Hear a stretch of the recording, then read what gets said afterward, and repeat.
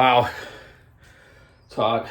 I just had a nice conversation with a fellow that I met off my channel. Haven't met him personally. Just talked to him on the phone. He's wanting to learn how to port and start up a small engine business, which he already has, and his home and his garage. So I'm going to teach him how to port and to work on small engines, diagnose them properly, and so he can make a living at it. He's had some physical issues in life, just like a lot of us have, and he's inspired now to learn, and I don't mind that. That's what I like. I like people that want to learn. Like Buckin and myself, we both have had accidents, life-threatening accidents.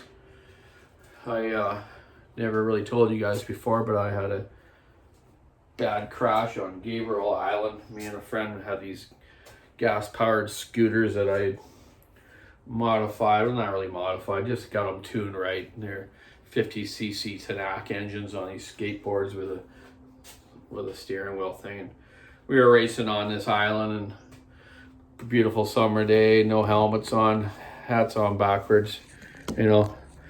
That was about, I don't know, 10 years ago, I guess, and I went off the road on this hairpin corner. I went down 40 feet onto my head, onto a rock, got helicoptered to a hospital in Victoria.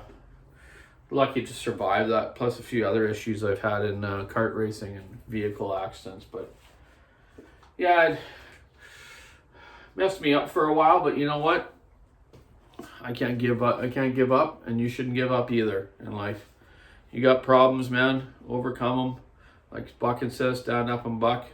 Me, keep your saw on the wood, rub on the road, whatever. We all got our little things.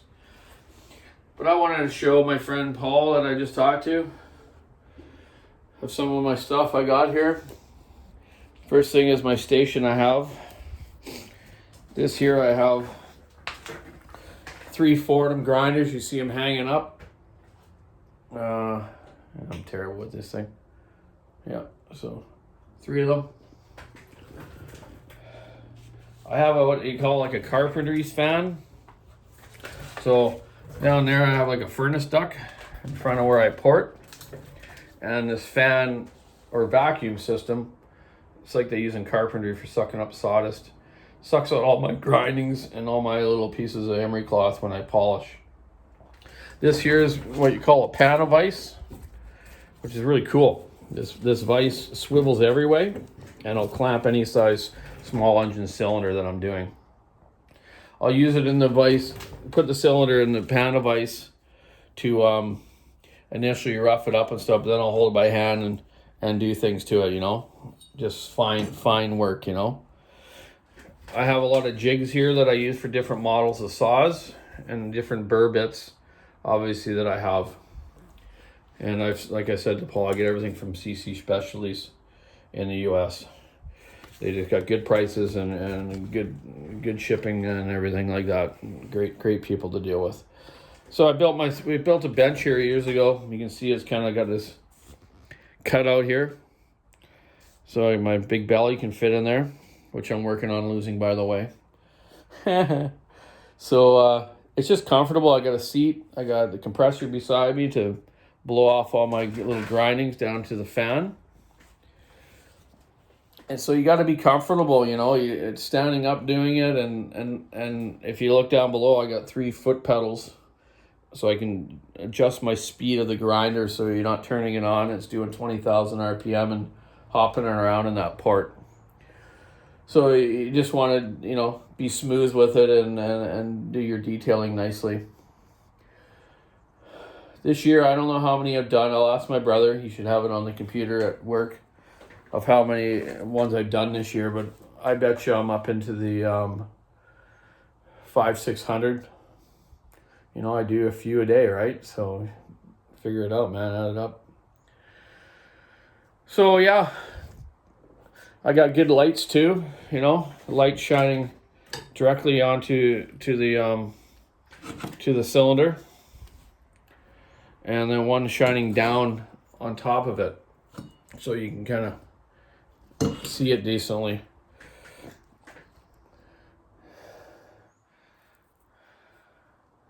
Yeah, I'm pretty set up here, and you gotta be when you're doing it for a living. I wear a good breathing mask, like a nice filtered system that I can breathe good and doesn't fog up my glasses while I'm doing it. You don't want any of those little aluminum fines and the oxidation off that sandpaper, aluminum oxide coming in your lungs and stuff.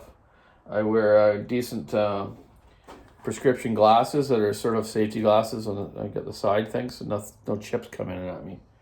And I wear a good earmuff. I use these still earmuffs here that have tunes in it, so I can listen to local radio, see what's going on in town, and rock on, man. Just some good tunes. Sometimes I just go crazy there. I'm playing the drums and the guitar while I'm grinding, you know. But yeah, this little room's done a lot, man. My dyno's through the window there. I told you before I have one. I've used it lots years ago, but I'm going to be getting it going again. I told you that before, and you're probably wondering why I haven't done it. Well, it's just timing. Yeah, just timing. Trying to get everything done, you know. Got to keep up with the work and whatnot. So yeah, anyways, Paul wants to learn. Other people want to learn. I'm here to teach you. Any questions you have, try to message me, comment me. I don't have a lot of time to answer everyone. I try to, but I'm sorry if I don't get back to you right away, but I'll try, okay? So, I just wanted to show you there. This is what I was porting on earlier. Here's your regular 372. It's got the transfers here on the side. I cut this way down, and then I try to blend the transfers to match the case better. It gives them a lot more torque and good mid-range power. Then I'll port the intake to a certain spec and exhaust to give it the rest of it. Get it so it has good power and it's going to be reliable. That's my motto. I can make it wild, but it won't last long. You got to keep it in the safe zone so the guy can go to work every day and at least get a year out of it or more. I think saws are good for around 200 days, and really after that, you should buy a new one, but some guys get more out of them, and I've seen guys get a few years out of them. And you got to do your maintenance too. Keep your air filter clean and change your spark plug and your fuel filter regularly to keep it running right. So yeah, anyways, Paul, I'll do some more for you. I know you're going to email me, and I will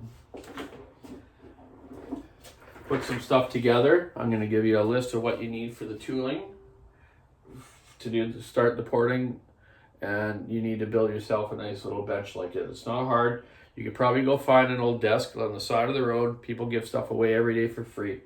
Cut this piece of it out. Get yourself a nice chair that's comfortable, good for your back and everything. I know what that's all about, and I know you got a bad back too. So, yeah, buddy, nice talking to you earlier. And I'll get back to finishing these customer stuff off. This 372 is for a fella in Ontario. I called him the other day and said, wow, man, this is going to cost a bit, like it needs this and that on the outside, but the motor is in good shape, so it's worth doing. He says, I don't care what it's going to cost. I just want the thing to rip. I want to beat my buddies. I'm like, it'll beat your buddies. So he's going to like it when he gets back. I forget this fella's name. I assume it. Oh, it's Mr. Dalton. Hey, Mr. Dalton. Here's your saw being done.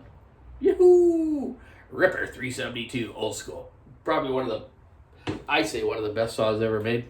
Light, fast, can handle a big bar up to 32. Some guys will run something longer, but it's kind of ridiculous. They're kind of at the point that 32, I think, is the max on them. But yeah, I've helped this saw out since it was a 371, helped develop it with the Husqvarna factory, my friend Magnus, which I've told you before.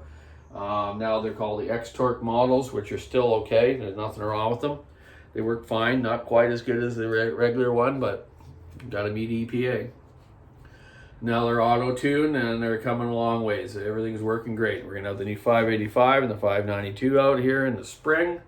My friend Darren's been running one, and a couple other guys I know off the Husqvarna H team, and they're working really well. So I'm getting some good feedback from some of them guys. And I even noticed on the Husqvarna website, they actually have a parts breakdown of it already. And I've already tried to order